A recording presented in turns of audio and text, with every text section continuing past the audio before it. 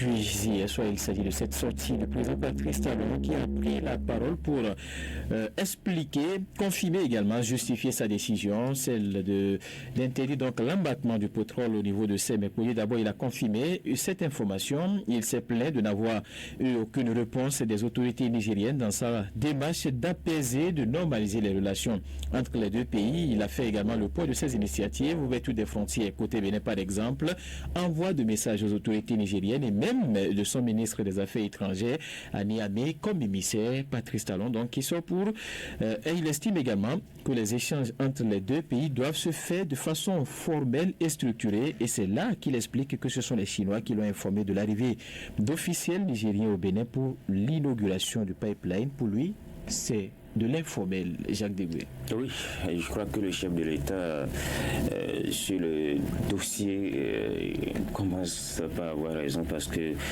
ce qui se passe là est inédit. Oui. Les échanges entre États ne passent pas par des prestataires privés. Le Niger ne peut pas dire au Bénin d'aller gérer son problème avec la Chine. Ça sort de l'entendement. À une certaine période, dans cette crise nigérienne, il faut reconnaître qu'il y a un peu de l'exagération de la part des autorités nigériennes au pouvoir. Oui.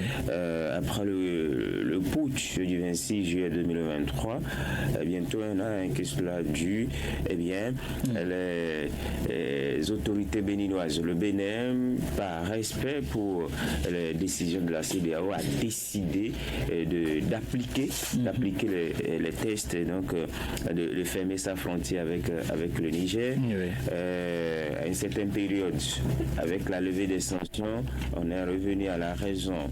Le chef de l'État a envoyé des émissaires, le chef de l'État a écrit plusieurs fois la junte au pouvoir, malgré les tentatives pour retrouver une relation normale entre nos deux pays. La junte au pouvoir n'a jamais voulu discuter. Oui. Et maintenant, vous levez un jour lendemain pour dire ça y est, parce que vous avez refusé quand même d'ouvrir les frontières.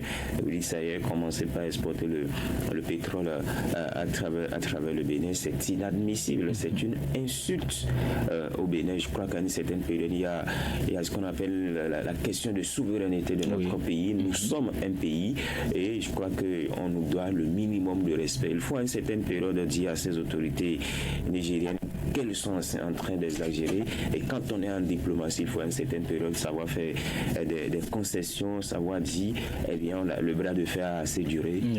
Asseyons-nous sur la table de négociation, discutons, voyons ce qu'il faut changer, ce qu'il faut améliorer.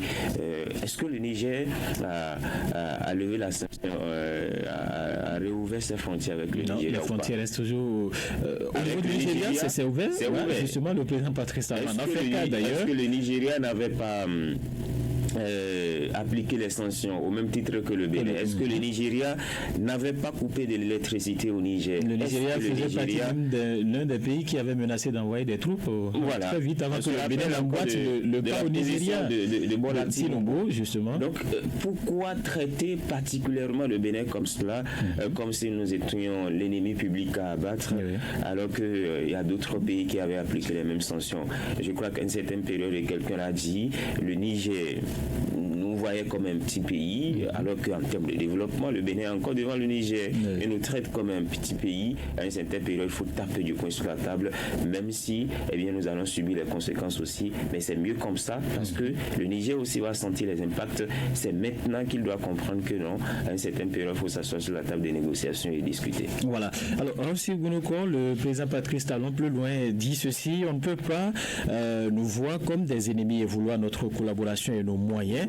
Alors, le chef de l'État pense en tout cas qu'en prenant cette décision, il oblige d'une manière ou d'une autre la junte au pouvoir au Niger de rouvrir donc les frontières et le rétablissement des relations. Pour vous, est-ce une bonne décision de la part du président béninois?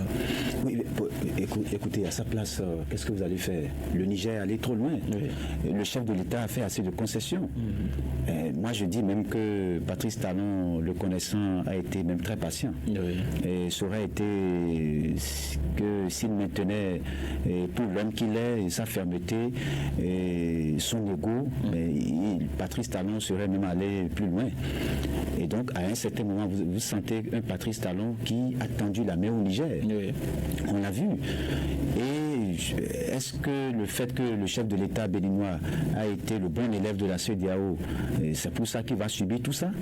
Et Jacques l'a dit, et c'est vrai, il y a la souveraineté. Le Bénin est un pays souverain. Oui. Et la junte au pouvoir qui continue de durcir sa position, mais c'est les deux peuples qui vont en pâtir. Le Niger aussi, le peuple nigérien va en pâtir. Regardez combien les Nigériens sont sur notre territoire ici. Ils sont à Parakou, ils sont à Kandi, ils sont à Cotonou, ils sont un peu partout, à Ndali, partout, vous retrouvez des Nigériens. Et donc, nous sommes des pays frères. Donc, à un certain moment, c'est vrai qu'il y a eu des difficultés et ça ne dépend pas du Bénin. Et le Bénin appartient à la CEDEAO. Et la CEDEAO avait pris des décisions que le Bénin a respectées. Est-ce que le fait que le chef de l'État béninois ait respecté, ait été un bon élève de la CEDEAO, ça va lui valoir tout ça? Ah non. Et donc, on ne peut pas à un certain moment, mais il faut taper du poing sur la table. Parce qu'aujourd'hui, les autorités nigériennes sont en train d'aller très loin. Pourquoi pas? Vous avez vu le cas du Nigeria? Oui. Moi, je n'ai pas compris.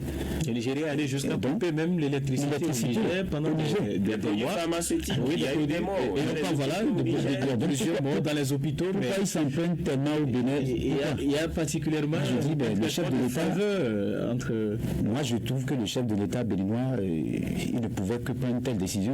Moi, je ne trouve pas d'inconvénient à la décision prise par le chef de l'État, Patrice Talon. C'est normal, c'est l'ordre normal des choses. On ne peut pas se rabaisser à ce point. On l'a fait. Et il y a eu, vous savez, en termes de diplomatie, il y a des non-dits. C'est-à-dire qu'il y a des négociations qui se faisaient en sourdine et qui sont non officielles. Et il y a eu tout ça. On ne peut pas aller loin. Donc, à un certain moment, moi, je pense que le Niger doit être aussi flexible. Parce que tous les pays de la sous-région l'ont fait. Le Bénin aussi l'a fait. Le Nigeria et tous, la CEDEAO aussi a fait des concessions, vous vous rappelez. Et donc, à un certain moment, lorsqu'on prend des décisions à un temps T plus 1, il faut savoir lier entre les lignes et savoir que, attention, on est d'abord là pour les populations. Même la jeune qui est là, elle est d'abord là pour les populations. Évidemment. Alors donc, si elle estime que les populations vont en pâtir, c'est que... Mais aussi plus loin, lorsque vous poussez l'analyse, c'est aussi la guerre des puissances derrière tout ça. Vous savez, aujourd'hui, le Niger a commencé par composer avec la Russie. Et donc, tout est possible dans ce dossier. Pourquoi pas? Ils peuvent tenter de reconstruire peut-être ce grand projet, le projet Pipeline. Ça fait beaucoup de milliards. Oui, ça fait beaucoup de milliards. Mais attention, même là encore, ça aura des conséquences. Si c'est plus facile, si cela passe par le Bénin. C'est aussi l'avantage. Et ce n'est pas pour rien que les experts tous ont convenu que le Bénin serait le pays idéal par lequel ce projet va passer. Ce n'est pas pour rien. Donc toutes des études ont été faites à ce niveau. Et donc tout changement va avoir forcément des conséquences. Alors Jacques, pardon, quels pourraient être les impacts ou je dirais les probables issues de cette crise entre les deux pays? On ne sait pas d'abord, mais je crois quand même que il va falloir discuter. Discuter cette fois-ci, je le disais. Vous interdisez que nous envoyons nos produits chez vous, que la frontière est bloquée par des circulations. Mais au moment où votre produit est prêt, vous dites allez transporter, passer. Le concept du territoire d'embarquement. Mais c'est de la folie. C'est un manque de respect qui nous dit pas son nom. Et à une certaine période, il faut dire non, même si on va subir les conséquences, parce que ce sont des milliers d'emplois quand on parle de ce projet Pipeline. C'est plus de 600 km au Bénin. Ce sont des tasses, 300 milliards de tasses à percevoir sur 20 ans. Bien sûr que ça aura des impacts sur le Bénin, mais il s'agit ici d'une question de fierté, d'une question d'ego. Mais moi je dirais que la balle est aujourd'hui dans le camp de la junte au pouvoir, voilà. Nigérien, parce qu'il ne peut pas nous dire d'aller gérer le problème avec la Chine. Nous discutons ici entre États, nous discutons entre le Bénin et le Niger. On ne peut pas demander au Bénin d'aller discuter avec un prestataire privé, parce que là il s'agit d'un prestataire privé. Quand on parle il y a un protocole d'accord entre le Bénin et le Niger qui a été signé, voilà. Par rapport en tout cas à ce grand projet. Donc il y a forcément une discussion qui devrait s'entamer entre le Bénin et le Niger. Voilà, donc moi je crois aujourd'hui la négociation, le dialogue est inévitable si on veut véritablement que ce projet-là réussisse sur le terrain, parce que ce sont des milliards d'infrastructures qui sont déjà installées sur le terrain au Bénin et au Niger.